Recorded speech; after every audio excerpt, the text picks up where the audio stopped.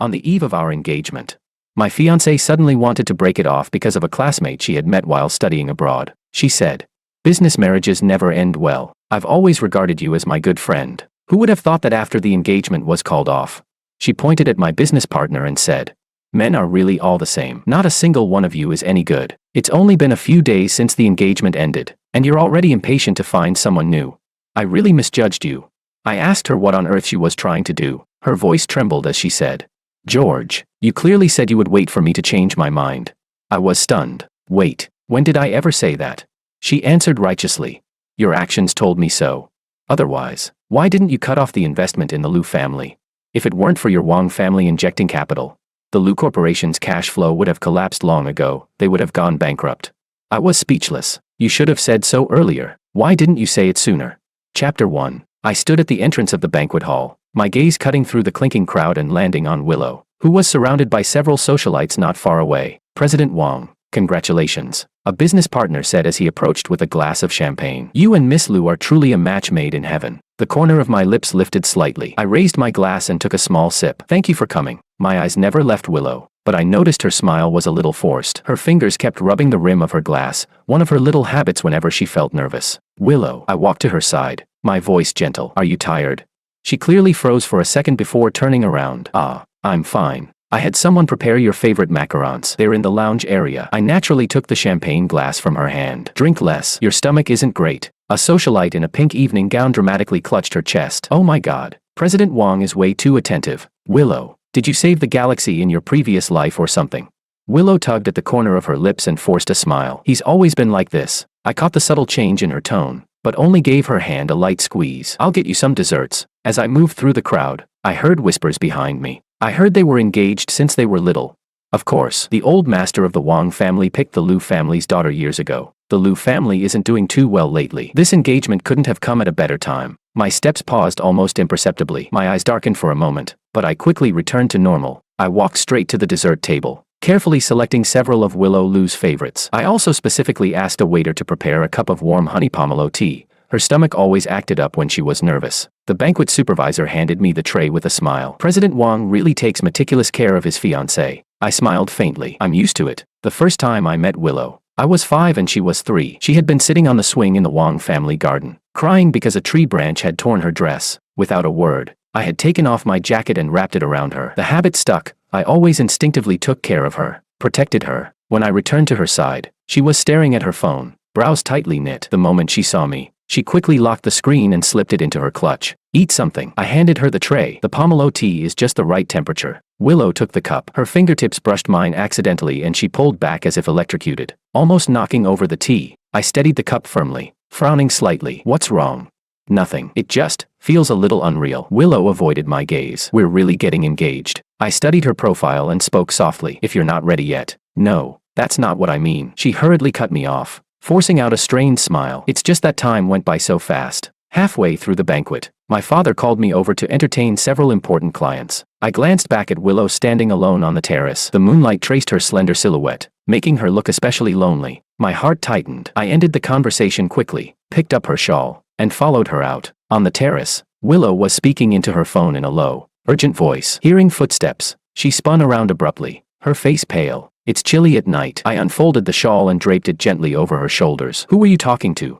"And no one, just a friend." Willow hurriedly put away her phone. "Someone I met while studying abroad." I didn't press further. I simply brushed a fallen petal from her shoulder. "If you're tired, we can leave early." Willow looked up at me. Under the moonlight, my features seemed especially defined, my gaze so gentle it nearly broke her heart. She parted her lips, as if wanting to say something, but in the end only shook her head. "George," she suddenly called my name, her voice so soft it was almost inaudible.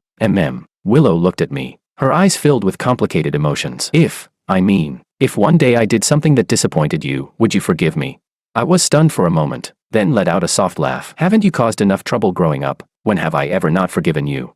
"This time is different," Willow murmured under her breath. The host's voice echoed from inside the banquet hall, inviting the soon-to-be engaged couple onto the stage. I extended my hand to her. "Let's go. Everyone's waiting for us." Willow looked at my hand and hesitated for a second before placing hers in it. I immediately tightened my fingers and led her into the spotlight. Standing on stage, I could feel her hand trembling slightly. When the host announced the exchange of engagement rings, she almost failed to hold the diamond ring steady. Without drawing attention, I steadied her hand. Amid the applause, I slid the ring onto her finger, then bent down and gently kissed her forehead, our most intimate gesture, the way one would treat a precious treasure. Smile, I whispered in her ear. Everyone's taking pictures. Only then did Willow seem to snap back to reality and force out a smile. But I could tell, her heart wasn't here at all. After the banquet ended, I personally drove Willow home. In the car, she kept staring out the window, silent the entire way. We're here. I parked in front of the Liu family villa and walked around to open the passenger door for her. Get some good rest. Willow Liu stood at the entrance. Suddenly, she turned and hugged me. The embrace was light and brief. Before I could fully react, she had already let go. Good night,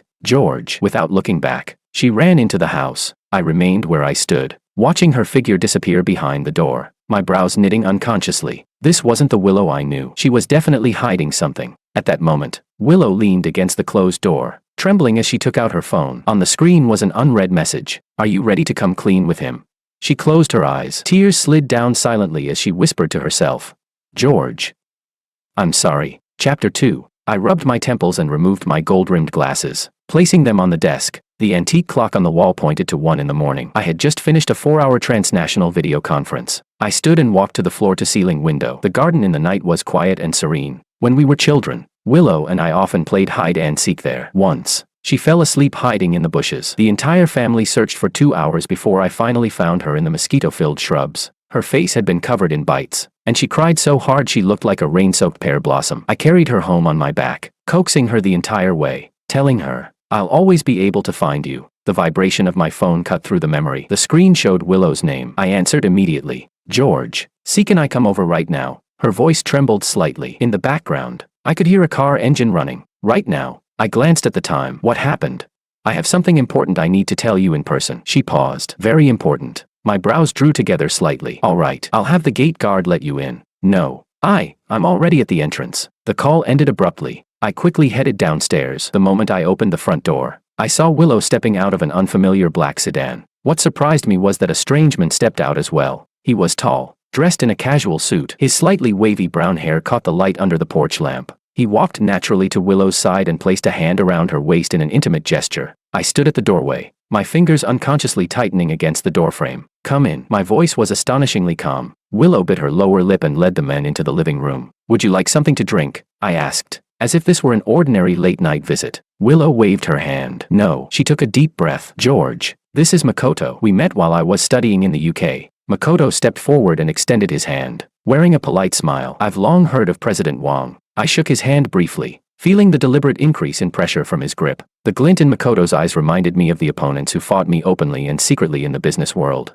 Have a seat. I gestured to the sofa and took the single chair opposite them. I noticed Willow sitting pressed tightly against Makoto, their thighs touching, like conjoined twins. Silence spread through the living room. Finally, Willow spoke. George, I'm sorry for coming so late, but I can't hide it anymore. She grabbed Makoto's hand. Makoto and we're already together. My expression did not change in the slightest. Only my right index finger tapped lightly against the armrest, one of my habits when exercising extreme restraint. So, I asked. Willow seemed unprepared for my reaction. Her speech quickened. I love him. We've already promised ourselves to each other. I only agreed to the engagement today because I didn't want to embarrass you in front of so many people. I understand. I nodded, my voice still steady. So you came tonight hoping I would withdraw on my own. Makoto cut in at that moment. President Wang, we're sorry to meet under these circumstances, but Willow said you're a reasonable man. We hope you can understand that true love cannot be forced. His tone was humble, but his eyes carried provocation. Of course, if you're concerned about your reputation, I can refrain from making our relationship public for the time being. I suddenly laughed, though there was no emotion in my eyes. Mr. Ito, you're overthinking it. The engagement between Willow and me was our elders' arrangement to begin with. If her heart belongs to someone else, I won't stand in her way. Chapter 3. Willow suddenly looked up, disbelief flashing in her eyes. Why, you're just agreeing like that? What else? I countered. Force you to stay by my side. That's not the Wang family's way. Makoto squeezed Willow's hand. See, I told you President Wang isn't the type to throw his weight around. Some people love to dress up business marriages as deep, undying love, when in reality it's all about interests. Willow frowned. Makoto. For the first time, my gaze turned cold. Mr. Ito, you've only just arrived. I'm afraid your understanding of the Wang and Liu families is limited. I suggest you do your homework before making comments. Makoto Ito's expression stiffened briefly, but he quickly put his smile back on. Of course, that was careless of me. Willow looked at me, then at Makoto, and suddenly stood up. George, We've known each other for too long, so long that we can't even bring ourselves to hurt each other. Right? We're better suited to being good friends, not husband and wife. In my heart, you'll always be my good brother. I slowly rose to my feet, standing more than half a head taller than her. I looked down at her, my gaze as deep as the sea. I'll ask only once. Are you certain? I'm certain. Willow lifted her chin, though her fingers twisted tightly in the hem of her clothes. She was certain that what she needed wasn't meticulous protection, but a passionate, heart-racing kind of love. All right, I nodded. Tomorrow I'll explain everything to both families. The responsibility for breaking off the engagement will fall on me. That's great, Makoto immediately said. That way it'll be good for Mr. Ito. I cut him off, my voice as cold as ice. What happens between Willow and me does not require commentary from an outsider. The living room fell into complete silence. Willow tugged uneasily at Makoto's sleeve, and he barely suppressed the anger on his face. It's late. You should go. I walked toward the door, my intention to see them out unmistakable. Willow grabbed her handbag and headed quickly for the entrance, Makoto close behind. Just before stepping over the threshold, Willow suddenly turned back. George, we're still friends, right? Under the moonlight, half my face was illuminated, half in shadow. I remained silent for a few seconds, then said softly, "Good night, Willow." The sound of the door closing was light, yet it echoed through the empty villa. I stood there without moving. After a long while, I returned to the living room and picked up the half glass of water Willow had left behind. She hadn't taken a single sip. I slowly poured it down the sink. Soft footsteps came from upstairs. Uncle Joe, the old housekeeper, walked down wearing a coat. "Young master, were there guests at this hour?" "It's nothing, Uncle Joe." My voice had already returned to calm. "Have someone replace the sofa covers in the living room tomorrow? The champagne-colored set. All of them." I turned and walked upstairs, my steps still slow and steady, but only I knew that at this moment, it felt as if a hollow had been carved out of my chest. More than 20 years of habit and expectation had been uprooted in a single night. Outside the villa, inside the black sedan, Willow looked back through the car window at the brightly lit windows of the Wang residence and suddenly felt an inexplicable panic. "What's wrong?" Makoto started the engine, having second thoughts. "No." Willow shook her head. "It just feels too smooth. It doesn't feel real." Makoto let out a scoff. "What's not smooth about it? No matter how powerful George is, it's not like he can force you to marry him." He reached over and pinched Willow's cheek. "Stop overthinking it, baby. Starting tomorrow, we can finally be together openly." Willow forced a smile and leaned back in her seat. As the car drove away from the Wang villa, she couldn't help but look back once more. Under the moonlight, the mansion she had grown up playing in gradually receded into the distance, like something she couldn't quite name, quietly slipping through her fingers. Chapter 4. The first rays of sunlight poured into the bedroom. I was already fully dressed, standing before the floor-to-ceiling window. My phone screen lit up. A message from my father. "I heard you took the initiative to break off the engagement. The old master just called." He was shaking with anger. "I need an explanation." My fingers paused over the screen before replying. "Willow's heart belongs to someone else. There's no point in forcing it. I'll personally apologize to Grandpa Lou." The moment I pressed send, another message came in. "The board of directors is already asking, are we still investing in the Lou Group's project?" My gaze darkened slightly. In recent years, the Lou Group's cash flow had been strained. That new energy project was their last hope of turning things around. Originally, after the engagement banquet, the Wang Group was supposed to release the first round of funding. "Proceed as planned," I replied. "Business is business. It doesn't mix with personal feelings." I had barely put my phone down when it rang. The screen showed Uncle Lou. I took a deep breath and answered. "George, Willow just came back and told me you're breaking off the engagement. What on earth is going on?" Diego's voice was both anxious and furious. "Uncle, I had planned to visit today to explain in person," I said evenly. "Willow has found someone more suitable. I believe her choice should be respected." "Ridiculous. Who could possibly be more suitable than you? That exchange student named Ito whatever. Has Willow been fed some kind of love potion?" I walked into the dressing room and retrieved a document from the safe. "Uncle, I'll bring the termination agreement this afternoon. As for Willow's feelings, I think she has the right to decide for herself." There was a long silence on the other end. Finally, Diego let out a heavy sigh. "George, did you already know about this?" "I found out last night," I replied calmly. "But please don't blame Willow. She simply chose the person she believes is right." After hanging up, I stood before the mirror and adjusted my tie. The men reflected their looked composed, though a trace of fatigue lingered faintly beneath his eyes. I recalled Willow's expression when she said we were too familiar, so familiar we couldn't even bring ourselves to hurt each other. As if more than 20 years of affection had been nothing but a joke. Wang Group Headquarters, 88th floor, President's Office. President Wang, the documents for the Lou Group project are ready. My secretary placed a stack of files on the desk. However, Director Wang from Finance wants to know if the investment amount should be adjusted. Considering the current situation, proceed according to the original plan. I signed without looking up. Also, Investigate someone for me. Makoto, studied in the UK, returned to the country within the past year. The secretary had just turned to leave when the office door was suddenly pushed open. Willow Lu stormed in, 2 security guards trailing behind her, trying unsuccessfully to stop her. Miss Lu insisted on seeing you, one of them said awkwardly. I waved them away. After the door closed, Willow flung a stack of photos onto my desk. Care to explain?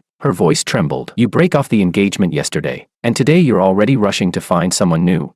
I lowered my eyes to the photos. They showed me at a restaurant last week discussing business with a female client. The angles were deliberately chosen to make it look like an intimate date. The edges had even been intentionally cropped to remove the other colleagues who had been present. I shrugged. A business meeting. I pushed the photos back toward her. Who gave these to you? Does it matter? Willow let out a cold laugh. I just didn't expect that while you kept saying you respected my choice, behind my back you'd be this eager. I stood up and walked around the desk until I was directly in front of her. Willow, you've known me for over 20 years. Do you really believe I would do something like this? She took a step back. I didn't, until Makoto showed me these. He was right. You businessmen are the best at putting on one face in public and another in private. Makoto, my eyes turned icy. He followed me and took these photos.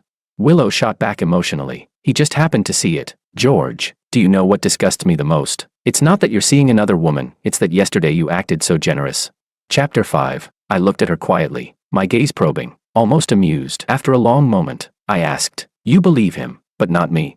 I believe the evidence. Willow pointed at the photos. Makoto's right, you're exactly the kind of person who... Enough. I cut her off. My voice remained calm, yet carried unquestionable authority. Willow, our engagement has already been dissolved. Who I meet is none of your concern. Even if I were seeing someone new, so what? As for these photos, I picked one up and held it against the light. Tell Makoto that next time he secretly takes photos, he should remember to use a camera with higher resolution. Willow's face flushed red, then pale. Why, you have nothing to explain.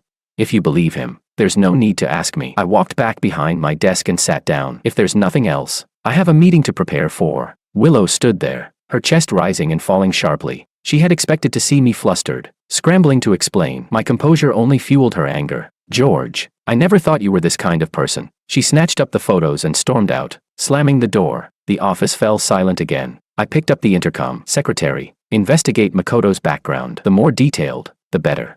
3 days later, the top private club in Rose City. Willow walked into the private room with her arm linked through Makoto's. Inside, it was already filled with their friends, mostly people from her study abroad circle. Ever since news of the broken engagement spread, her social media accounts had been flooded with questions. Willow, you really broke off the engagement with George? A girl in a red dress asked eagerly. Why?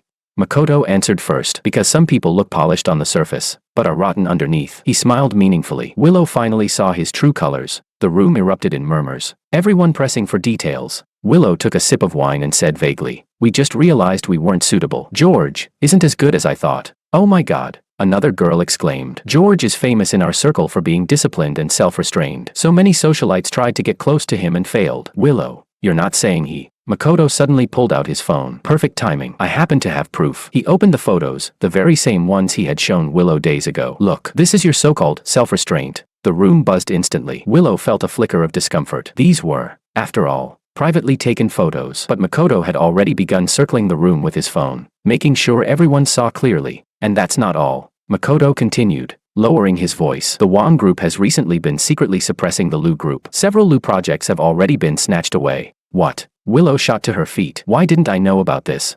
Your father didn't want you to worry. Makoto wrapped an arm around her shoulders. But I have friends in investment banking. They're well informed. George may act generous on the surface, but behind the scenes he's retaliating commercially. A man like that. The private room door was suddenly pushed open. Diego stood at the entrance, his expression dark. Willow, come home with me. The room fell silent. Willow stood up uneasily. Dad, what's wrong? Diego cast a cold glance at the phone in Makoto's hand. Spreading rumors outside. This is the kind of judgment you have. He then turned to the others in the room. The Wang and Lu families have cooperated for many years without conflict. Please do not believe certain individuals' fabricated claims. Chapter 6. On the drive back, Willow couldn't hold back anymore. Dad, those photos are real. George is a hypocrite. Photos can be taken out of context. Diego gripped the steering wheel tightly. Willow, I had someone investigate. Not only did the Wang group not suppress us, they added another 50 million on top of the original investment. The finance department received the funds this morning. Willow froze. That's impossible. And that Makoto. Diego's voice turned even colder. He said he works at Goldman Sachs. I asked around. There is no such person at Goldman Sachs London. Willow's face turned deathly pale. There must be some mistake. Makoto, Enough. Diego slammed his hand against the steering wheel. I don't care whether you're truly foolish or pretending to be. From today on, you are not to see that man again, and you must apologize to George. I won't. Willow screamed. You've all been fooled by George. He's just a... The car screeched to a stop at the roadside. Diego turned to stare at his daughter, his eyes filled with unprecedented severity. Willow, your willfulness needs limits. You know the situation of the Liu group. The Wang family is our last hope. If your stubbornness causes... Before he could finish, Willow cut him off. So I'm supposed to sell myself to save the family. Is that it? Tears burst from her eyes. All you care about is money, the company. She yanked the door open and ran out, ignoring her father's shouts behind her. She flagged down a taxi and disappeared down the road. At the same time, in the president's office of the Wang Group, President Wang, we've confirmed everything. The secretary handed over a file. Makoto did study in the UK, but he was expelled last year for academic misconduct. After returning to the country, he's been circulating among wealthy social circles, specifically targeting heiresses. These are the profiles of 3 women he has been dating simultaneously. I skimmed through the documents, my expression growing colder by the second. Make backups of everything. Don't make this public yet. There's one more thing, the secretary added. Chairman Liu just called. He wants to meet you, likely regarding Miss Liu. I looked out the window. The sky was heavy and overcast, as if rain were imminent. Reply to Uncle Liu. I'll visit him personally tonight. The secretary hesitated. President Wang, forgive me for speaking frankly. After Miss Liu's behavior, why are you still helping the Liu family?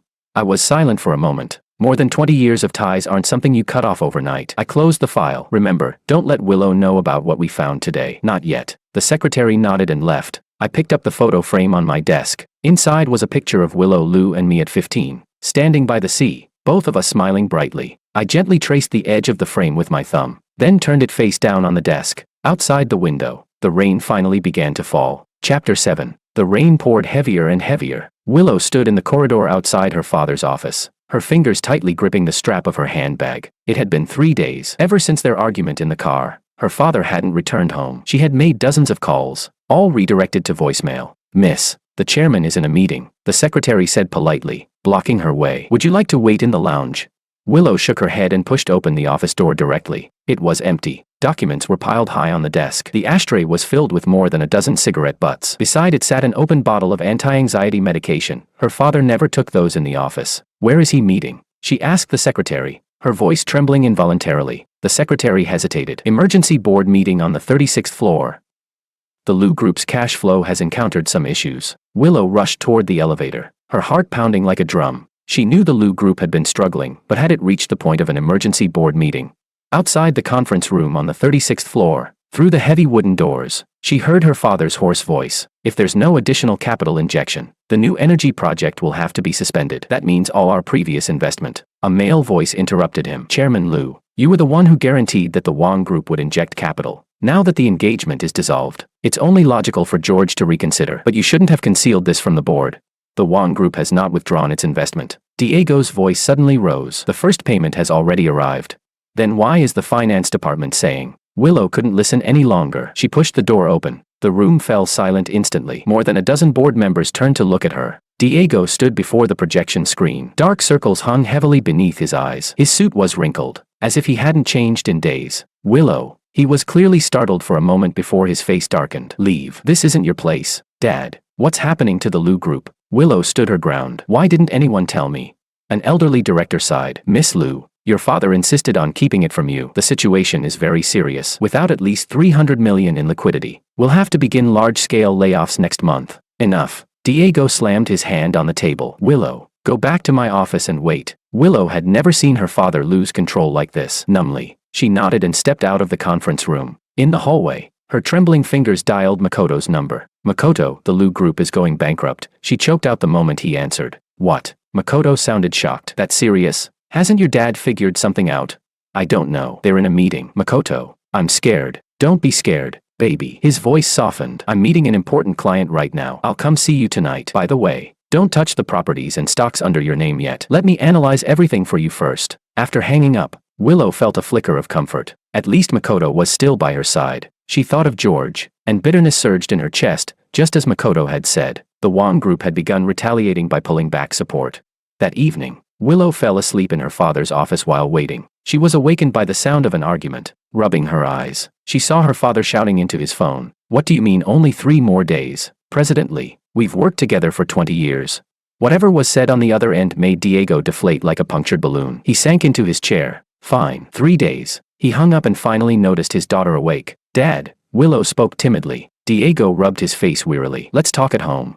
The Lou villa was brightly lit yet eerily cold. Simple dishes sat on the dining table, barely touched. Finally, Willow broke the silence. So, the Wang Group really withdrew their investment. Diego put down his chopsticks, irritation creeping into his voice. I told you. No, the first payment arrived on time, but the originally promised second round. George said it requires reevaluation. That's retaliation. Willow burst out. I knew he wasn't that generous. Retaliation. Diego let out a cold laugh. Then who do you think anonymously injected 150 million into the Lou Group? Willow froze. What anonymous injection?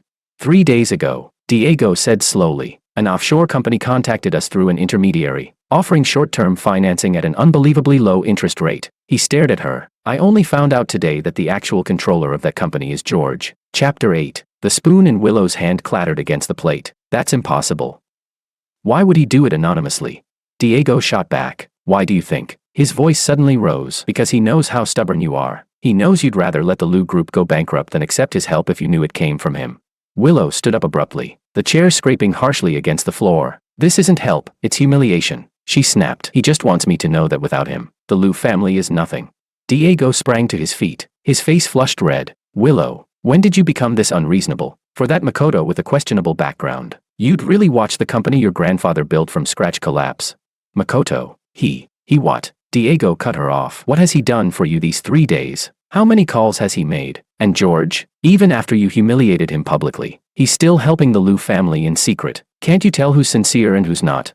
Willow's chest heaved violently. What kind of spell did George put on you? Those photos clearly. Photos. Diego let out an incredulous laugh. You're going to deny a man who's protected you since childhood because of a few out-of-context photos. Willow, you're 24, not 14. Whatever Makoto says, you believe. Whatever George does, you doubt. Are you blind?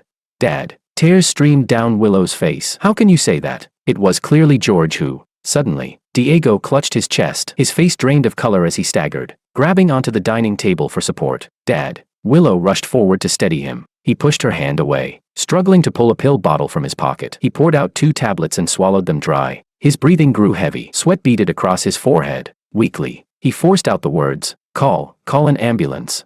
In the hospital corridor, Willow curled up on a bench, staring at the red light above the emergency room. Acute myocardial infarction, the doctor had said. Fortunately, he was brought in time. She scrolled through her phone mechanically. Makoto had sent several messages, asking about the family's exact financial situation, saying he could help find investors, but that she would need to sign a few authorization documents first. A new message popped up from an unfamiliar number. How is Chairman Lou? Do you need help contacting specialists?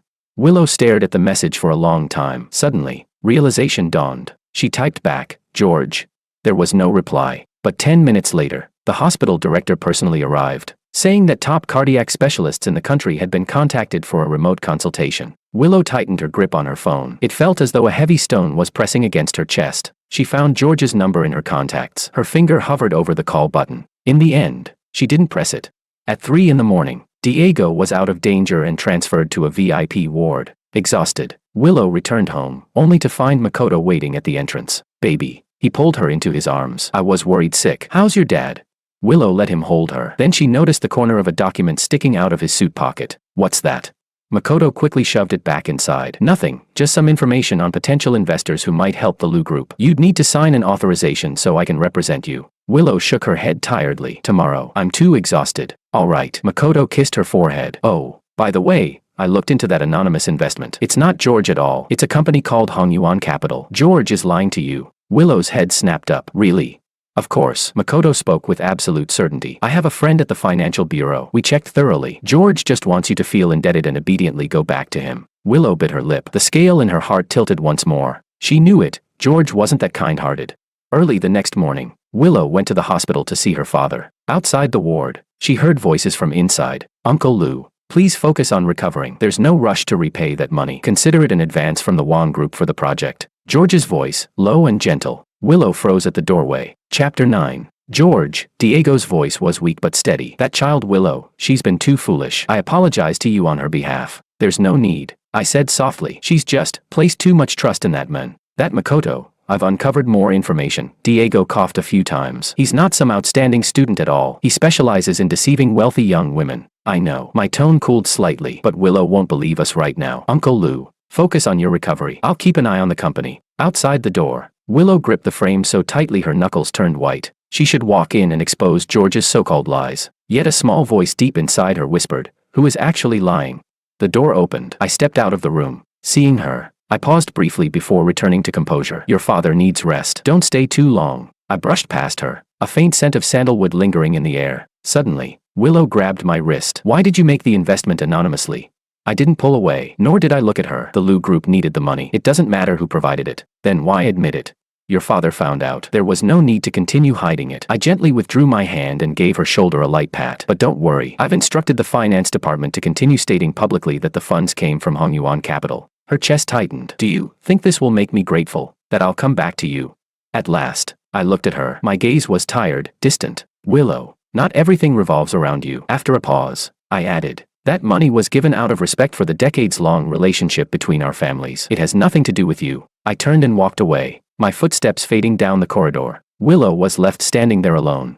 The morning dew had not yet fully evaporated when I stood once more outside the VIP ward, a stack of documents in hand. Through the small window in the door, I saw Diego sitting upright against the headboard, taking a phone call. His complexion looked better than yesterday. "President Wang, you're here." The attending physician approached. "Chairman Liu is recovering well. With 2 more days of observation, he can be discharged." I nodded. "Thank you for your care." "Of course." The doctor hesitated before adding, "Miss Liu didn't stay overnight. She said she had urgent matters." My expression remained neutral. "She has her own life." When I entered the room, Diego had just ended his call. His face was grave. "Uncle Lou, good morning." I placed the documents on the bedside table. "Here's the progress report on the new energy project. The second round of funding was transferred this morning." Diego removed his reading glasses and rubbed the bridge of his nose. "George, I truly don't know how to thank you." "There's no need." I sat down beside the bed. "I've spoken to the board. No one will take advantage of your illness to cause trouble." "That's not what I meant." Diego sighed heavily. "Willow went to see that Makoto again last night. I called her. She didn't answer." My expression didn't change. "She has the right to choose her partner. But that Makoto," Diego straightened up emotionally, only to wince from the pain in his chest. "The private investigator I hired confirmed it. He's a professional con artist. He specifically targets wealthy daughters for money. He even has a record in the UK. I took a file from my inner jacket pocket. I found similar information. He's simultaneously involved with at least 3 women, all only daughters from affluent families." Diego flipped through the pages, his face growing darker. Does Willow know about this?" "I haven't told her." My voice was steady. "She wouldn't believe me." "That foolish girl." Diego closed his eyes in anguish. "George, give her another chance. Once she sees that bastard's true colors." "Uncle Lou," I interrupted gently. "Willow and I are over. I'm helping the Lou Group because of the long-standing friendship between our families." Chapter 10. Silence settled in the hospital room. Outside the window, a sparrow landed briefly on the ledge, chirped twice, and flew away. "I understand," Diego finally said. "It's just a pity. You two were so close since childhood." I rose to my feet. "I have a meeting this afternoon. I'll visit again tomorrow. If you need anything, contact me anytime." After leaving the hospital, I didn't return to the company. Instead, I drove to a cafe in the western part of the city. It was a discreet little place Uncle Joe had recommended, suitable for discussing important matters, as he had put it. Pushing open the glass door with a small wind chime hanging above it, I was greeted by the rich aroma of freshly brewed coffee. My eyes were immediately drawn to a figure by the window. Anna Sue sat there, flipping through an architecture design magazine. Sunlight streamed through the floor-to-ceiling windows, casting a soft glow around her silhouette. Today she wore a simple light blue blouse, her hair loosely tied back, revealing the graceful line of her neck. So different from the radiant Sue heiress at business banquets. Right now, she exuded a quiet, intellectual beauty. I approached the table. "Have you been waiting long?" Anna looked up, her eyes curving slightly as she smiled. "I just got here." "You look sunnier than last time." This was, in my understanding, our first formal meeting. 2 weeks ago, at that business gala, a mutual acquaintance had introduced us. After a brief conversation, we realized we were both fellow victims of relentless parental matchmaking pressure. Coincidentally, Anna mentioned she had just ended an unpleasant relationship. "Is that so?" I replied. "You look more authentic than at the banquet." I chose my words carefully. Anna laughed. "Because I'm not wearing makeup." "Because you're not wearing high heels." I gestured toward the white sneakers placed beside her chair. "That day you were armed with 10-centimeter weapons. Your presence filled the room." Anna burst out laughing. "That was armor." Facing that many business tycoons for the first time, I had to suit up. The waiter brought over 2 cups of hand-poured coffee. Mine had no sugar. Anna had remembered the preference I casually mentioned last time. So, Anna stirred her coffee thoughtfully. Are we really going to pretend to date? My parents have started arranging blind dates again. I met 2 last week, each more outrageous than the last. The corner of my lips lifted. My father too. Yesterday he even hinted that if I can't find someone suitable, a man would do. Anna nearly choked on her coffee. Chairman Wang is that open-minded. Desperate, I corrected lightly. What about you? Why choose me as your shield? Anna rested her chin on her hand, thinking, because you seem not annoying, and I did my homework. No bad habits, aside from being a workaholic. Fair enough. I raised my cup. I heard Miss Su once stayed in her studio for 3 straight days finishing a design draft.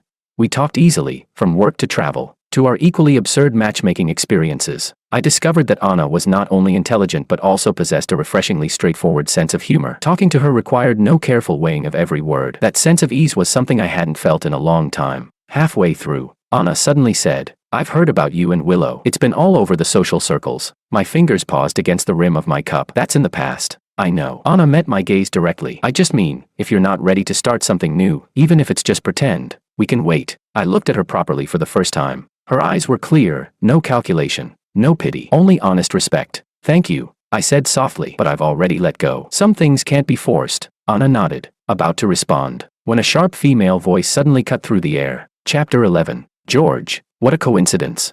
Willow stood by our table, impeccably made up, dressed in the latest Wang collection dress, a limited edition handbag dangling from her wrist. She looked as if she had just stepped out of a luxury boutique. Makoto was nowhere to be seen. I frowned slightly. Willow, how did you? She cut me off. Aren't you going to introduce us? Her gaze swept over Anna with undisguised hostility. And this is Anna, I said calmly, Vice President of Su Architecture. Anna Su, this is Willow. Anna extended her hand politely. I've heard a lot about Miss Lu. Willow pretended not to see the offered hand. She pulled out a chair and sat down instead. George, you move fast. How long has it been since we broke up, and you've already found someone new?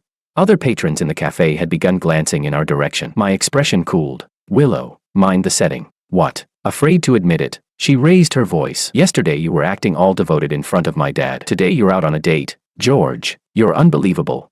Anna placed her cup down gently. Miss Lu, I think you misunderstand. President Wang and I are just what? A business meeting. Willow sneered. In a cafe this romantic, dressed like this. She turned to me. Did you pick this place on purpose to provoke me? These are all my favorite shops around here.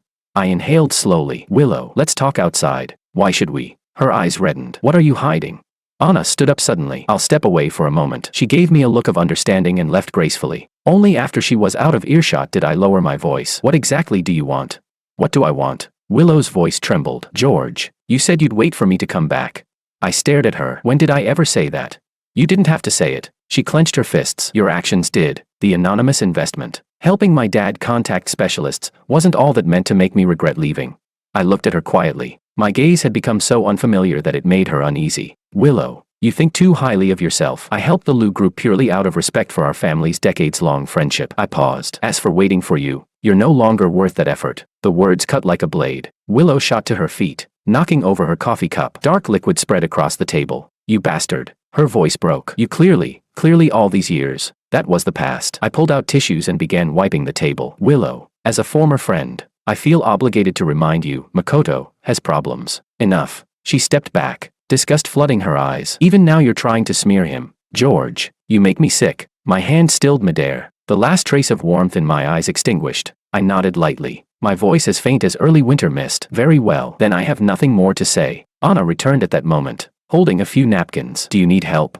Willow watched the two of us standing side by side and suddenly found it hard to breathe. I turned to Anna, my tone gentle. It's fine. We should go. George, Willow called after me. You'll regret this. Business marriages never end well.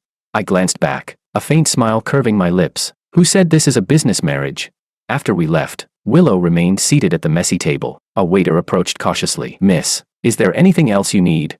She shook her head mechanically and pulled out her phone, dialing Makoto's number. It rang more than 10 times. No answer. She called again. This time, someone picked up, a woman's voice. Hello.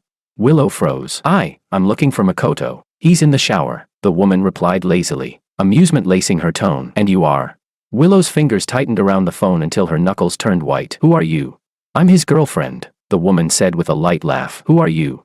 Willow ended the call abruptly, her entire body trembling. She dialed again. The phone was switched off. Outside the cafe's glass windows, the sunlight remained bright and warm. Willow stared in the direction George and Anna had walked away, and for the first time, she realized, this time, no one would turn back for her. Chapter 12. Rain battered against the taxi window, blurring the neon lights outside into streaks of color. Willow curled up in the back seat, clutching her phone. On the screen was a photo of Makoto kissing a strange woman in front of a hotel. The private investigator's email contained more bank transfer records, profiles of other women he had been dating simultaneously, even his criminal record in the UK. Miss, we're here. The driver's voice pulled her back to reality. Willow looked up. The taxi had stopped in front of Makoto's apartment building. After paying, she rushed into the rain toward the elevator. Her high heels splashed into puddles, muddy water staining the hem of her trousers. As the elevator ascended, the unfamiliar woman's voice replayed in her mind. I'm his girlfriend. It felt as if a burning coal had been shoved into her stomach, the heat searing upward from her chest to her throat.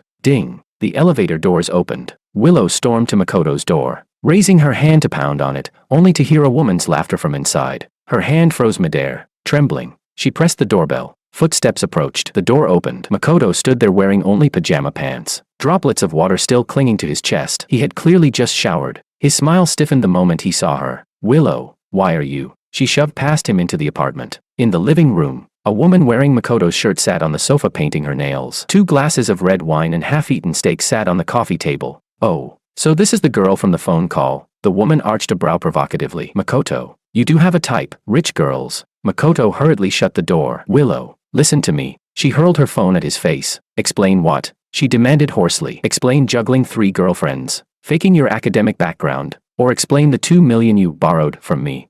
Makoto caught the phone. When he saw the photo on the screen, his expression shifted. You investigated me.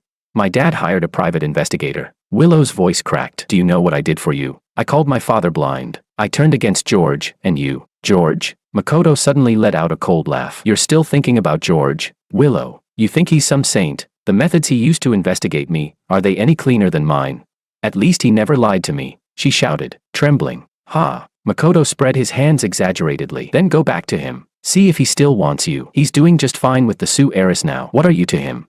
The words struck like a blade, precisely piercing her most fragile place. She staggered back. An image flashed in her mind. George in the cafe. The way he looked at Anna. That softness, that ease. It used to belong to her. Give me back the money, she said through clenched teeth. 2 million. Now. Makoto's face twisted. Money? What money? That was an investment you willingly made. Do you have an IOU? A transfer note? On the sofa, the woman blew gently on her nails. Makoto, don't be so fierce, she drawled. Miss Liu, why don't you sit down for a drink? We can talk it out. Willow looked at the two of them. A wave of absurdity washed over her. How had she thrown away more than 20 years of affection for someone like this? How had she believed such clumsy lies? Keep it, she spat. Buy yourself a coffin. Then she turned and yanked the door open, running out. The rain poured even harder. Willow wandered the streets aimlessly, soaked through, her hair plastered to her face. Passing a jewelry store, she noticed the television in the display window broadcasting financial news. Today, the Wang Group and Sioux Architecture announced a strategic partnership. There are also rumors of an upcoming marriage alliance between the two families. George Wang, heir of the Wang Group, was photographed attending an event alongside Anna Sioux, the Sioux family's only daughter. Willow froze. On the screen was a photo of George holding an umbrella over Anna. He was slightly leaning down, listening to her speak, the expression on his face, so familiar, and yet no longer hers. The phone vibrated. It was a message from Diego. Willow, come home. George has helped us contact a new investor. The Liu Corporation is saved. In the rain, Willow's tears slid down silently. She hailed a taxi to the Wang Group headquarters. The Wang Tower was brightly lit, even though it was already 9 at night. As the core of a business empire, quite a few employees were still working overtime. Soaked to the skin, Willow walked into the lobby. The receptionist stood up in surprise. Miss Liu, is George here? Willow's voice was hoarse. President Wang is in a meeting on the 68th floor, but Willow had already rushed toward the elevator. She unlocked the private elevator with her fingerprint. George had never revoked her access. As the elevator ascended, Willow looked at herself in the mirror. Her makeup was smudged, her hair tangled, her eyes swollen and red. This disheveled figure was completely different from the proud heiress of the Liu family she once was. The door to the conference room on the 68th floor was half open. George's voice came from inside. So this project will be handed over to President Song for supervision. The Sioux Corporation will send a technical team over. We expect that by next week. Willow pushed the door open, and every gaze in the room turned toward her. Chapter 13. At the head of the conference table, I was dressed in a deep blue suit. Documents spread out before me. When I saw her, my brows knit slightly. but the expression quickly faded. Meeting adjourned for 10 minutes. I said to my team, please take a short break. One by one, they filed out, their curious glances sweeping over Willow. The last person out thoughtfully closed the door. You should have called first, I said. I stood and retrieved a towel from the cabinet nearby, handing it to her. What happened? Willow didn't take it. Rainwater dripped from her hair onto the carpet. You already knew, didn't you? About everything, Makoto. I placed the towel on the conference table. I knew some of it. Why didn't you tell me? Her voice trembled. You just watched me jump into a fire pit. I stared at her. Didn't I tell you? Have you lost your memory? I warned you not to trust him. Do you remember what you said to me? George, you make me sick. The words landed like a slap. Willow staggered slightly. Yes, she had said that. In the cafe, in front of Anna. I was blinded by him. Her voice broke. George, I was wrong. I really was wrong. I walked to the window, turning my back to her. Did you come here hoping I'd say, it's okay, I forgive you? She whispered. I cut her off. Then let me tell you, I forgive you. I turned around. But that changes nothing. Her knees buckled. She gripped the back of a chair to keep from collapsing. We can start over. She pleaded. Like before. There is no before. My voice was soft, yet it struck her like a hammer. I've moved forward. You should too. Is it because of Anna? She cried sharply. How long have you even known her? What does she know about you? Does she know you always drink warm milk before bed? Does she know your preferences? Does she know you? She knows I deserve respect. I interrupted. That's enough. The quiet accusation in that sentence cut deeper than any shout. Willow pressed her lips together. Today I met Makoto's other girlfriends, she said with a bitter laugh. He deceived me, just like I deceived you. Is this karma?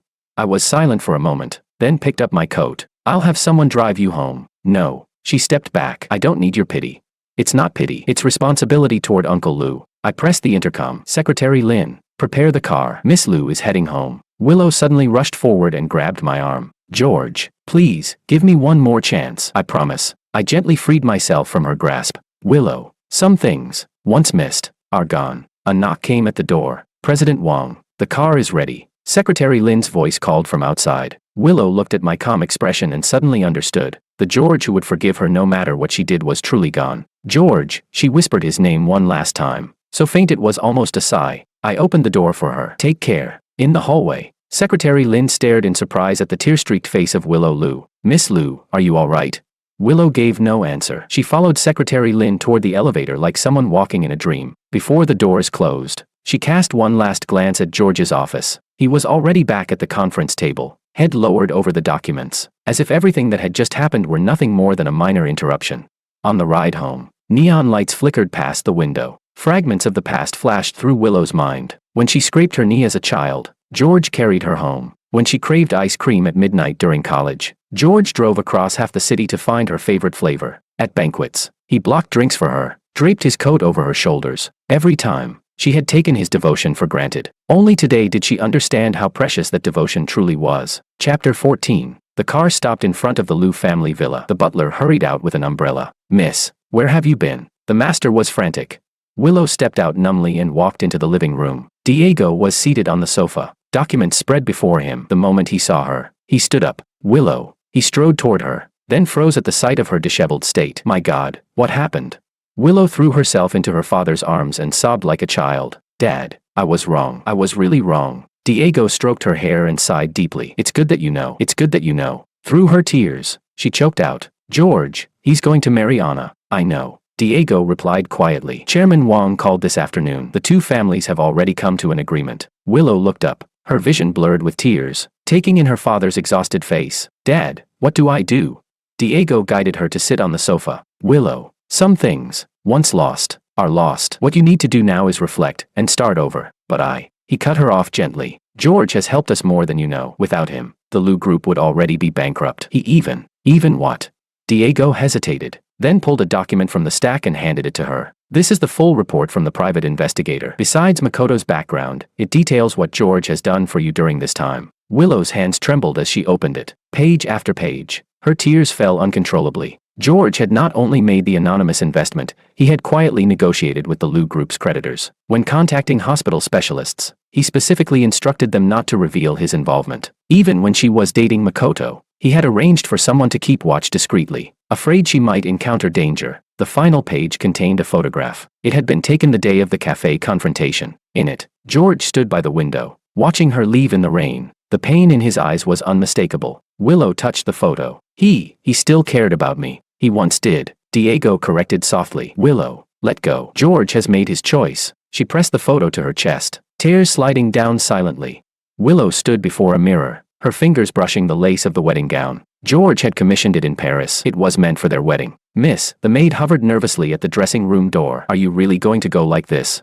Willow said nothing. She pinned the veil into her hair. In the mirror, the woman staring back was flawlessly made up, yet there was something unhinged flickering in her eyes. Her phone screen was still lit. On it was the official engagement invitation from the Wang Group. George Wang Anna Sue. Tonight, 7 p.m. Royal Ballroom. Imperial Grand Hotel. Prepare the car, Willow said at last, her voice frighteningly calm. The maid hesitated. The master said you're not allowed to. I said prepare the car. Willow suddenly grabbed a perfume bottle from the vanity and hurled it at the wall. Glass shattered. A cloud of fragrance exploded into the air. Are you defying me too? The maid recoiled in fear and rushed off to comply. Willow inhaled deeply, picked up a small pill bottle from the table, and swallowed 2 white tablets. They were sedatives prescribed by her doctor. Lately, they barely worked. Luxury cars lined the entrance of the Imperial Grand Hotel. When Willow stepped out, the doorman visibly froze. Miss Lu, head held high, dragging the long train of her wedding gown behind her, she walked through the revolving doors. Inside the lobby, guests turned one after another. Whispers surged like a rising tide. Is that Willow? My God, why is she wearing a wedding dress? I heard she hasn't been mentally stable lately. Willow ignored it all. She walked straight toward the elevator. Outside the royal ballroom, Wang Group staff were checking the guest list. When they saw her, the receptionist's mouth fell open. Miss Lu, you're not on the list. Fuck off. Willow shoved her aside and forcefully pushed open the grand doors of the ballroom. Chapter 15. The ballroom glittered beneath crystal chandeliers. Glasses clinked. Laughter echoed. I stood on stage in a perfectly tailored black tuxedo. Beside me, Anna wore a pale gold evening gown, elegant and composed. The host had just finished speaking. Applause and warm laughter rippled through the hall. Then, the doors burst open with a thunderous crash. Every head turned. In an instant, the entire ballroom fell silent. George, Willow's voice pierced through the stillness. You can't marry her. Hundreds of eyes fixed on her. She stood at the entrance in a white wedding gown, the fabric glaring under the lights. Her makeup was immaculate, yet distorted by agitation. I narrowed my eyes, my expression turning glacial. Anna tilted her head slightly, a flicker of something like pity crossing her gaze. Willow, my voice carried evenly through the microphone. Don't make a scene. I'm not making a scene. She dragged her train forward. The crowd parted instinctively, forming a path. George, I was wrong. I know I was wrong. Makoto is a liar. He deceived me. But now I understand. The one I love is you. It's always been you. A wave of murmurs surged through the guests. Phones were raised. Camera flashes ignited in bursts. Willow reached the foot of the stage and looked up at me. Do you remember? She pleaded. You said you would always protect me. Always be able to find me. I've come back. Please, don't abandon me. Her carefully prepared words fractured under the weight of real anguish. I set the microphone down and walked to the edge of the stage. Crouching, I met her at eye level. Once, this posture had meant reassurance. Now, it carried distance. Willow, I said quietly, low enough that only she could hear. Go home. Don't humiliate yourself further. I don't care. She seized my hand. George, we had more than 20 years together. Does that mean less than a few months with her? I gently withdrew my hand. Love isn't measured in time. Then what is it measured by? Money. Her voice sharpened. Is it because the Su family is more useful than the Lu family now?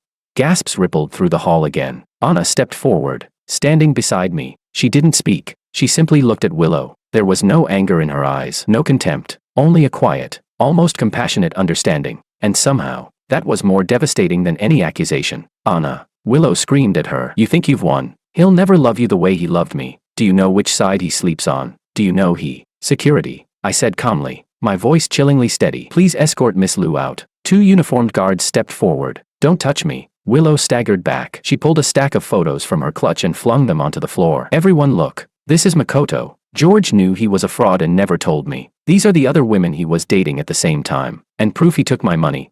The photos scattered across the marble floor. Guests bent down, passing them between themselves. Willow turned back to me, tears streaming down her face. You could have stopped this. You could have. I sighed softly. I told you before. Willow, I did try. My voice carried a note of weariness. You chose to believe him. Because I was stupid. Because I was blind. She cried hysterically, laughing through her tears. But now I understand. You're not like them. You were sincere to me. The doors swung open again. A man in a silver suit strolled in, wearing a smirk of casual arrogance. Well, this is lively, Makoto drawled. Willow froze as if struck by lightning. Willow, he continued lazily. Did you wear a wedding dress to beg me to take you back? Chapter 16. The entire ballroom erupted instantly. Willow's face turned ghostly pale, as if she had seen a specter. "You, how are you here?" Makoto strolled forward leisurely, plucking a glass of champagne from a passing waiter's tray. "President Wang invited me," he said casually, raising his glass toward the stage. "Much appreciated, President Wang. If you hadn't sent someone to find me, I wouldn't have known my ex-girlfriend was this devoted." Willow whipped around to look at me. You brought him here." I remained expressionless. "I simply thought you deserved to face reality." "Reality?" Her voice cracked. "Fine, then I'll face it." She turned on Makoto. "You liar. You scum. You stole my money, my feelings." "Oh, come on, Willow." Makoto took a sip of champagne. "Weren't you happy when you were with me? Have you forgotten what you said back then? In the end, we were both getting what we wanted." "You're lying." She lunged at him, but security blocked her. Makoto shook his head with a mocking smile. "Look at you now, pitiful." He raised his voice deliberately so the guests could hear. "Ladies and gentlemen, Miss Liu and I did have a relationship, but let me clarify, the 2 million was a voluntary investment, not fraud. As for the other women," he shrugged, "we never defined exclusivity." A ripple of light laughter spread through the crowd. Willow stood frozen, her wedding gown suddenly absurd, like an outdated joke. Makoto leaned closer, lowering his voice. "Wake up. George doesn't want you anymore. Right now. You're just a clown." That was the final straw. Her legs buckled. She collapsed to her knees, the carefully styled hair falling loose around her distorted expression. I picked up the microphone. "Please continue enjoying the evening," I said evenly. "Security, escort both of them out." The guards lifted Willow. Another move to guide Makoto away. Makoto shrugged indifferently. Before leaving, he even arched a brow at Anna. "Miss Sue, coffee sometime." Anna didn't even glance at him. She simply reached for my hand. That single gesture carried more power than any declaration. A flash of cold resolve passed through my eyes. As Willow was dragged past the guest seating, she heard a familiar voice. "Disgraceful." She looked up. Diego stood there, his face ashen with anger and heartbreak. "Dad," she whispered weakly. He turned away without another word. The ballroom doors shut behind her, sealing off the lights, music, and laughter. In the corridor, Makoto had already disappeared. Only 2 guards remained nearby, watching her warily. Willow dragged her wedding gown toward the elevator, stumbling. The mirrored walls reflected her image, smudged makeup, tangled hair, hollow eyes, like a ghost. The elevator doors opened to reveal a group of well-dressed young guests. At the sight of her, they fell silent. As she brushed past them, whispers trailed behind. "That's Willow.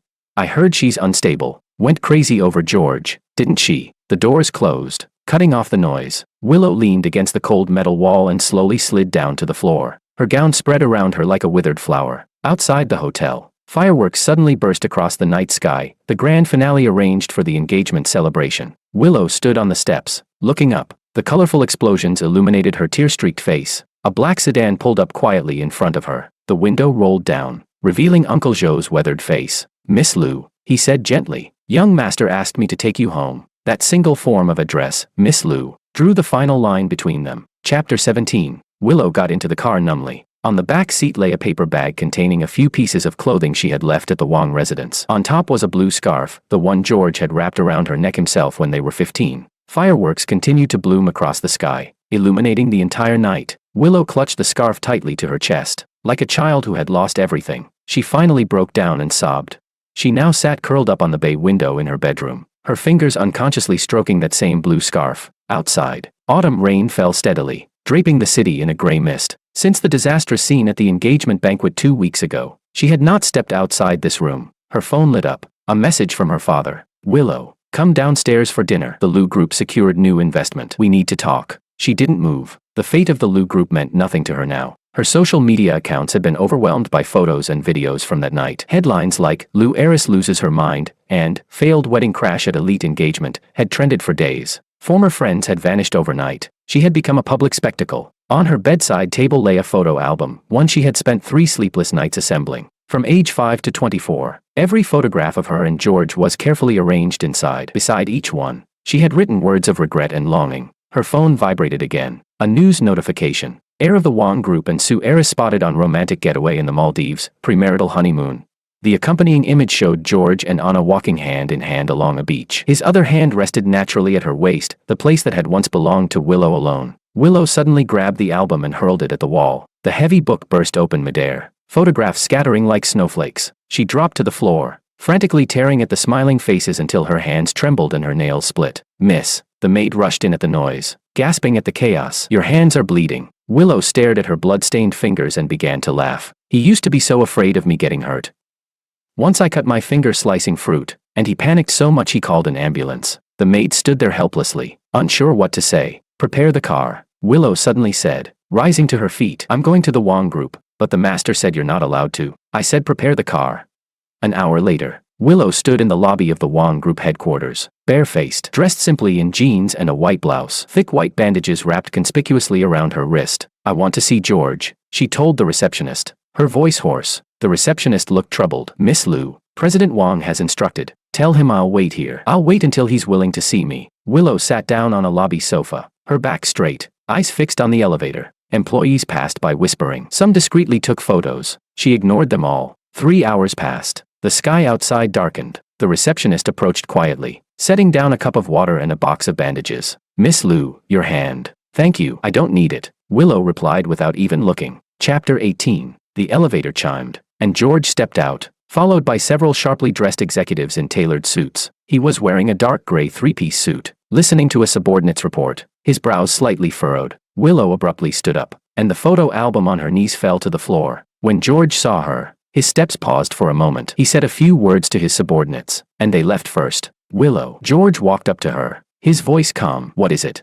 At this distance, Willow could smell the familiar sandalwood scent on him mixed with a faint hint of coffee. His eyes were still as gentle as ever, only that gentleness no longer belonged to her. Willow said, I came to return this." She bent down, picked up the album, and handed it to me. "All our memories, they're all in here." "I didn't take it. There's no need. Please, just look at it once." Willow's voice trembled. "I spent 3 days making it." I took the album and casually flipped to a page. It was a photo from when we were 10, taken in the Wong family garden. The younger Willow was riding on the younger me's back, both of us smiling without a single worry in the world. "Do you remember that day?" Willow said urgently. "I accidentally broke Grandpa's favorite vase. You said it was you who did it, and you took a terrible beating for me." I closed the album. "Willow, what's in the past should stay in the past." I handed it back to her. "Cherish the present. Don't live in yesterday. Without you, what present do I even have?" Tears burst from Willow's eyes. "George, I know I was wrong. Give me one more chance, just one last chance." I glanced at my watch. "I have a meeting. Uncle Joe will take you home." "I'm not leaving." Willow grabbed my sleeve. "Not unless you promise to give me another chance." I pried her hand off. "Willow, don't do this." "Then what do you want me to do?" Her voice rose, drawing more attention. "Kneel and beg you." "I can do that." She made as if to kneel, and I grabbed her immediately. "That's enough." A trace of anger finally entered my voice. I frowned. "Look at yourself, the Liu family's heiress kneeling in public. Do you have any self-respect left?" "Self-respect?" Willow let out a miserable laugh. "Can self-respect bring you back?" I took a deep breath and pressed the elevator button. "Security, please escort Miss Liu out." 2 security guards stepped forward at once. Willow shook off their hands. "Don't touch me. I'll walk myself." She turned and rushed toward the main entrance, only to collide with someone at the doorway. Anna. She was wearing a simple beige trench coat and holding 2 cups of coffee, clearly prepared for her and me. When she saw Willow, her eyes widened slightly, but she said nothing. Willow stared at her, chest heaving. "Satisfied? Proud of yourself for stealing someone else's fiancée?" Anna's gaze was as calm as still water, a faint sigh lingering at the corner of her lips. "Miss Liu, I understand how you feel, but some bonds were never stolen by anyone." She paused slightly, her voice light as a feather falling to the ground. "They were pushed away by your own hands." The words pierced Willow's heart like a blade. She raised her hand to slap Anna, but I grabbed her wrist. "Willow." My voice was cold as ice. "Don't force me to call the police." Her hand froze midair. Tears blurred her vision. The way I stood protectively in front of Anna was like salt poured onto her bleeding heart. She said, "You'll regret this." She took 2 steps back. "A business marriage will never end well."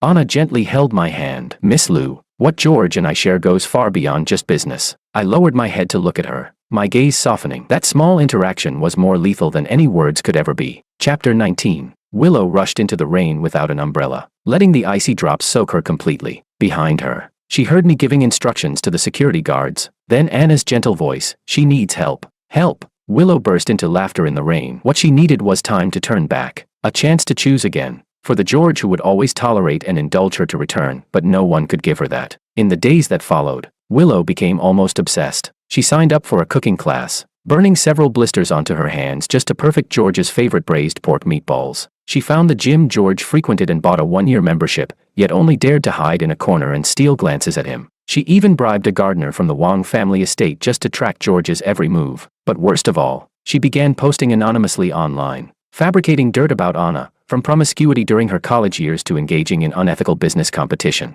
The rumors spread quickly within their social circle and even affected the stock price of Su Construction. That afternoon, Willow was at home admiring her handiwork. An exposé claiming Anna had slept her way to the top had already been shared over 10,000 times. The doorbell rang. A courier delivered an envelope. Inside was a lawyer's letter, signed by the joint legal counsel of George and Anna, accusing her of defamation and infringement of reputation rights. Attached were complete records of her hiring internet trolls to spread the smear campaign. If you do not immediately cease and issue a public apology, we will take legal action. The final line read so. Willow's hands trembled so violently she could barely hold the paper. George was actually going to sue her for that woman. Were more than 20 years of history between them worth nothing?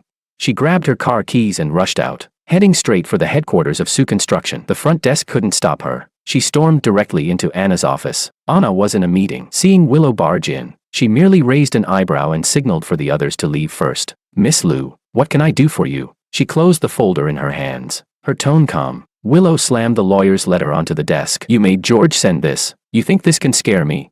Anna glanced at the letter and nodded lightly. It was a joint decision. "Drop the act." Willow slammed the table. "You're nothing but a cheap woman who slept her way up. George will see your true colors sooner or later."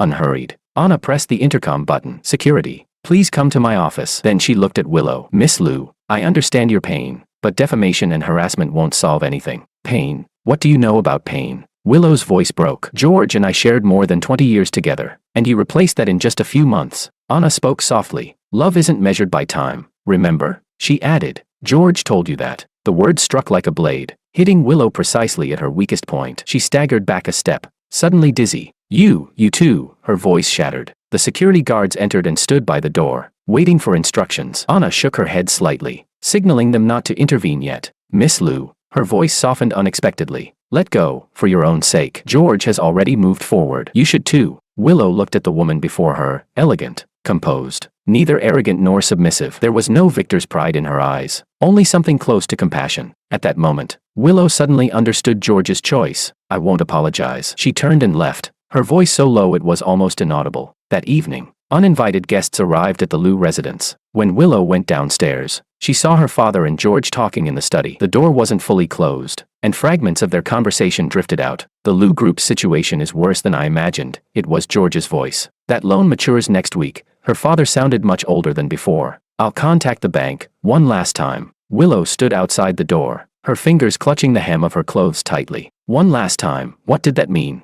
Chapter 20. As I stepped out of the study, I saw her. I gave a slight nod. "Willow, why are you here?" She forced herself to meet my eyes. "Business matters." I answered briefly. "I should be leaving." "George," Diego suddenly called out to me. "Thank you, for Willow." I shook my head. "For you, Uncle Lou." That sentence was the final blow, completely shattering Willow's last illusion. I was helping the Lou family, not because of her. As she walked me to the door, Willow suddenly asked, "Do you really love her, Anna?"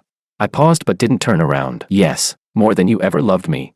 This time, I turned to face her. My gaze was calm as still water. "Willow, love isn't a competition. Anna and we're right for each other." "Right for each other," Willow repeated the words, as if tasting some kind of bitter medicine. I hesitated for a moment, then added, "The rumors online have to stop. Anna may not care, but I won't tolerate it. And if I refuse, then I'll be very disappointed." I said, "Not as your former fiancé, but as someone who has known you for over 20 years. That sentence was more effective than any threat. Willow bit her lip and nodded. After George left, Diego came out of the study, looking utterly exhausted. "Willow, pack your luggage." "What?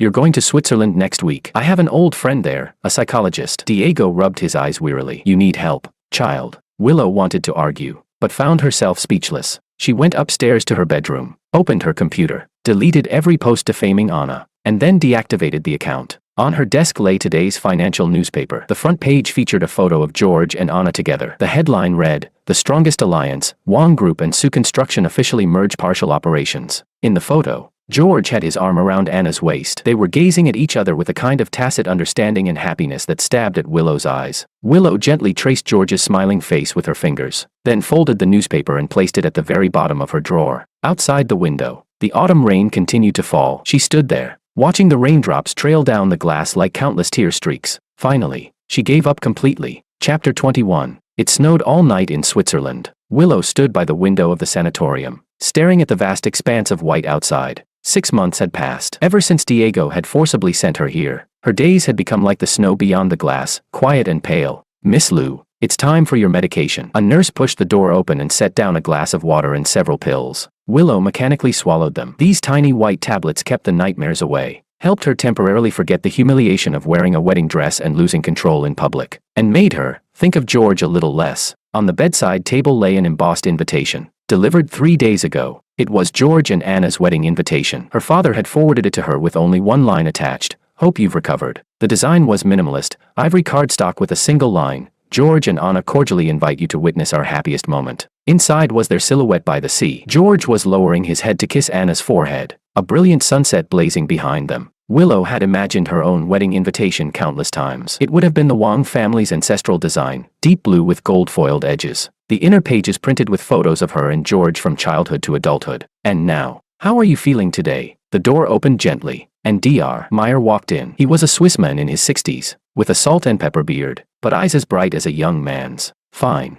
Willow replied. She slipped the invitation under her pillow. Dr. Meyer sat down across from her, still looking at that invitation. Willow did not answer. In these 6 months, she had gone through anger, depression, self-loathing. Now, all that remained was a hollow calm. "Miss Liu," the doctor said gently, "avoiding your feelings will only prolong your suffering. Do you hate them?" "Hate?" Willow shook her head. "I hate myself." "Why?" she said. "Because I ruined everything." Her voice was as soft as falling snow. "George once loved me so much, and I pushed him away." Dr. Meyer considered this. "Did you love him, or did you love how he treated you?" The question cut like a blade, striking a truth Willow had never dared to face. She opened her mouth, but no words came out. The doctor stood. "Tomorrow is your discharge day. Remember, the past cannot be changed, but the future can." After he left, Willow took out a stack of newspaper clippings from the drawer, all reports from the past 6 months about George and Anna. They attended charity galas together, co-hosted the launch of their newly merged company, stood before the media with fingers intertwined. In every photo, George's gaze was so tender it made her heart ache. That look had once belonged only to her. At the bottom was a court report: international fraud syndicate busted. Ringleader Ito sentenced to 7 years. In the photo, Makoto wore a prison uniform, no longer the charming and carefree man he once appeared to be. Willow tore all the clippings into pieces and threw them into the trash. Outside, the snow had stopped. Sunlight pierced through the clouds, glinting brilliantly off the snow-covered ground. She picked up her phone and booked a flight home. On the wedding day, the hotel was decorated like a dream, adorned with flowers and ribbons. The only daughter of the Su family was getting married. The young heir of the Wang family was taking a bride. This powerful alliance had drawn nearly the entire elite circle of business and politics. Willow stood inside a cafe across from the hotel, watching the lively scene through the window. She wore a simple black dress and a wide-brimmed hat, almost unrecognizable from the woman who had caused a scene in a wedding gown at the engagement banquet half a year ago. Chapter 22. A stretched limousine pulled up at the hotel entrance. George stepped out first, then turned to help the bride out of the car. Anna wore a simple yet elegant wedding gown. Her veil fluttered gently in the wind, her face glowing with happiness. George was dressed in a black tuxedo, tall and striking. His gaze never once left his bride's face. Willow's heart felt as though an invisible hand had clenched around it. The man who had once been gentle only to her now had eyes full of someone else. She paid for her coffee and walked toward the hotel. Without an invitation, she couldn't enter the main hall, but the hotel lobby had a live broadcast screen. She found a corner seat and quietly watched the ceremony on the screen. The priest was reciting the vows. George and Anna stood face to face, holding hands. When asked whether he was willing to take her as his wife, George's voice was clear and unwavering. "I do." Willow closed her eyes. Tears slid down silently. More than 20 years ago, 5-year-old George had said the same words to her in the garden. They had been playing house. George had woven a ring from grass and said with childish earnestness, "Willow, I'm willing to marry you. Now, please exchange the rings." Willow suddenly stood up. She couldn't just sit there and watch this happen. She rushed into the restroom, pulled out the white dress she had prepared, not a wedding gown, but close enough, and changed quickly. After running a hand roughly through her hair, she stormed toward the wedding hall. The security guard at the door recognized her. "Miss Liu, you can't." Willow pushed past him and charged inside. In the hall, I was slipping the ring onto Anna's finger. The guests were applauding with blessings. Willow's appearance was like a bomb, instantly shattering the perfect atmosphere. "George," her voice rang sharply through the silent hall. Everyone turned. My expression shifted from surprise to guarded alertness. Instinctively, I stepped in front of Anna. "Willow." My voice was terrifyingly calm. "Don't do this." Willow stood in the center of the red carpet. Her plain white dress looked cheap and laughable against the luxurious wedding setting. Seeing my protective stance cut into her like a knife, she said, "I just came to wish you well." Her voice trembled. "George, I was wrong. I truly know I was wrong." The guests whispered among themselves. Some lifted their phones to record. Anna gently pressed my arm and stepped forward. "Miss Liu, Thank you for your blessing. Would you like to stay and have a drink to celebrate? That composed and gracious invitation only made Willow feel more humiliated. She looked at Anna. This woman's elegance came from within. It wasn't something a spoiled heiress could imitate. No need. Willow stepped back. I just wanted to say. I'm sorry, George. My expression softened slightly. Willow, let the past stay in the past. I hope you find happiness too. Happiness? Willow almost laughed. Without George, how could she ever be happy? But she only nodded and turned toward the exit. Behind her, the host's awkward voice resumed. Let us continue celebrating this beautiful moment. Stepping out of the hotel, the sunlight stung her eyes. Willow removed her hat and let the wind scatter her hair. Half a year ago, she had left in the same disheveled state, but this time, she would not look back again. She called her father, but he didn't answer, so she went home directly to pack her luggage. Tomorrow she would leave for somewhere even farther away, New Zealand. Diego had a small vineyard there that needed someone to manage it. News of George's wedding was playing on her phone. She was about to turn it off when a breaking news alert interrupted. This afternoon, renowned entrepreneur Diego suffered a sudden cerebral hemorrhage and has been rushed to the hospital for emergency treatment. The photo frame slipped from Willow's hand and shattered on the floor. It was a picture of her and her father from last year's birthday celebration. The hospital corridor felt endless. By the time Willow arrived, the surgery was already over. The doctor regretfully informed her that although Diego's life had been saved, he might remain in a long-term coma. It was caused by overwork and stress, the doctor said. Your father has barely rested in the past 6 months while trying to save the company. Willow knelt beside her father's hospital bed and held his pale hand. These hands had once sheltered her from every storm, and all she had given in return was recklessness and trouble. I'm sorry, Dad. She pressed her face against the back of his hand, tears soaking the sheets. The hospital room door opened gently. Willow looked up and saw someone she never expected. George. Chapter 23. I was still wearing my wedding suit, though I had taken off the jacket and loosened my bow tie. I saw the news and came right away. I said softly, "How is Uncle Lou?" Willow wiped her tears. The doctor said, "He might never wake up." I walked to the bedside and bowed respectfully. Uncle Lou has shown me immense kindness. Willow, if there's anything you need, just say the word. Willow asked. Isn't today your wedding? The ceremony is over. I glanced at my watch. The reception can be postponed. Willow suddenly laughed. A bleak sound. You're still like this, kind to everyone. I didn't respond. Instead, I took out my phone. I've contacted several specialists. They'll come tomorrow for a joint consultation. Why? Willow looked up at me. After everything I did to you, why are you still helping me?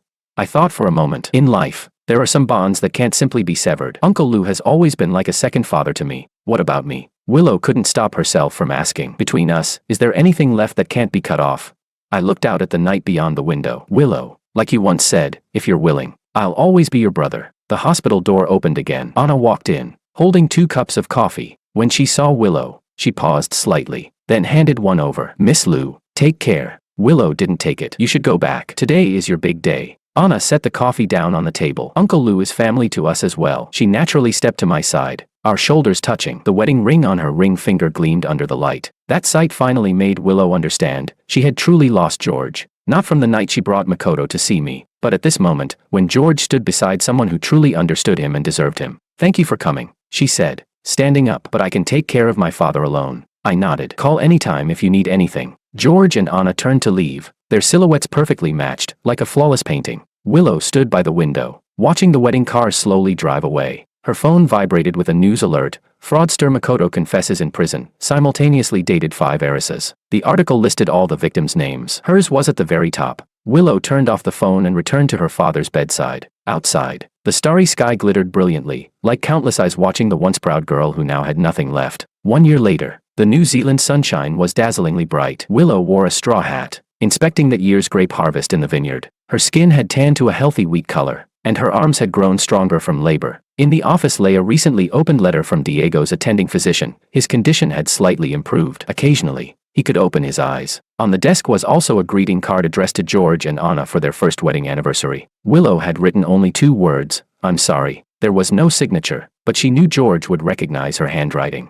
A strange car was parked outside the vineyard. Willow walked out and saw a familiar figure standing in the sunlight. Anna, dressed in a simple white shirt and jeans, holding a document envelope. Miss Lou, she smiled politely. Forgive the unannounced visit. Willow was too surprised to speak. Anna had come alone, without George. George doesn't know I'm here. Anna seemed to read her thoughts. This is my personal decision. Anna handed her the envelope. This is Wan Group's new round of investment agreement for Lu Group. The new energy technology your father developed has made a breakthrough. The market prospects are promising. Willow took the documents, her fingers trembling slightly. Why help me?